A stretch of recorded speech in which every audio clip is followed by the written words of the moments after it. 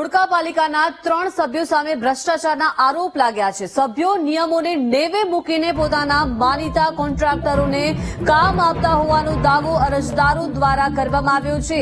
સભ્યોએ કામ આપવા બદલ પૈસા લીધા હોવાના આરોપ લગાડવામાં આવ્યા છે। સભ્યો અને કોન્ટ્રાક્ટર સામે કાર્યવાહી કરવા કલેક્ટરને રજૂઆત કરવામાં આવી હતી, જેના પગલે હવે કલેક્ટરે ચીફ ઓફિસર જગદીશ મહેતા સામે પાસેથી રિપોર્ટ માંગ્યો છે। મહત્વનું છે કે કોન્ટ્રાક્ટરોને માનીતા કોન્ટ્રાક્ટરોને કામ આપવામાં આવતું હતું અને હવે કલેક્ટરને રજૂઆત કરવામાં આવી અને કલેક્ટરે ચીફ ઓફિસર જગદીશ મહેતા પાસે રિપોર્ટ માંગ્યો છે।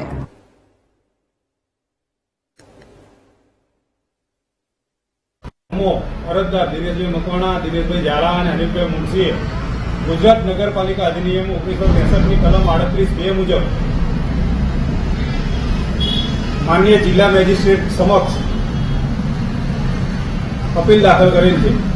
એ અપીલ 15 ઓક્ટોબર 2024ના રોજ સ્વીકારી અને કલેક્ટરશ્રીએ ધોળકા નગરપાલિકા ચીફ ઓફિસર જગદીશભાઈ મહેતા તેમજ ધોળકા નગર સેવા સદન નાયબ કલેક્ટરશ્રીને અહેવાલ માંગવા માટે ટપાલ પાઠવેલ છે।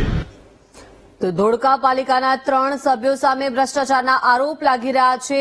આ સભ્યો નિયમોને સાઈડમાં મૂકીને પોતાના માનીતા કોન્ટ્રાક્ટરોને કામ આપતા હોવાના દાવો અરજદારો કરી રહ્યા છે। હવે આ અરજદારોનો દાવોમાં કેટલા તથ્યો છે તેને લઈને પણ અનેક સવાલો છે। સભ્યોએ કામ આપવા બદલ પૈસા લીધા હોવાના પણ આરોપ જે છે તે અરજદારો કરી રહ્યા છે।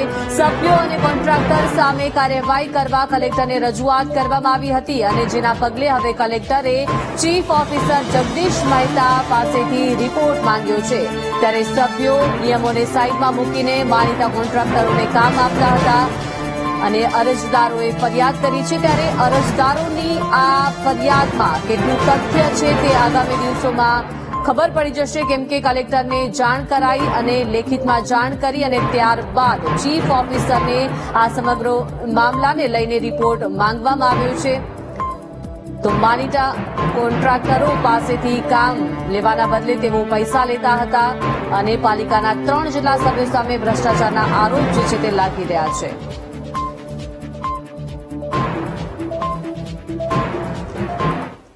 તો નગરપાલિકાના કોર્પોરેટર સંજયભાઈ જોડાઈ ગયા છે। સંજયભાઈ, સ્વાગત છે વીટીવી ન્યૂઝમાં।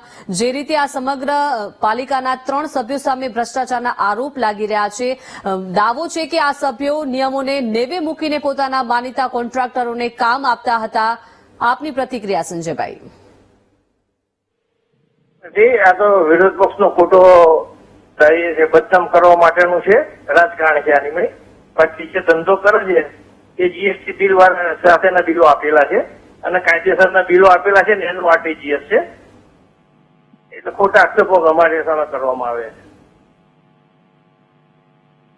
પરંતુ આ સમગ્ર મામલાને લઈને કલેક્ટરને પણ લેખિતમાં રજૂઆત કરવામાં આવી અને હવે જ્યારે ચીફ ઓફિસર જગદીશ મહેતા પાસેથી આ રિપોર્ટ માંગવામાં આવ્યો છે, ત્યારે અરજદારોના આ દાવામાં કેટલું સત્ય જણાઈ રહ્યું છે સંજયભાઈ? એ તો અમે કલેક્ટરને અમારા વકીલ થ્રુ અમે જવાબ આપીશું, કારણ કે અમે જીએસટી વાળા આપેલા છે અને એની સામે આરટીજીએસ થયેલું છે।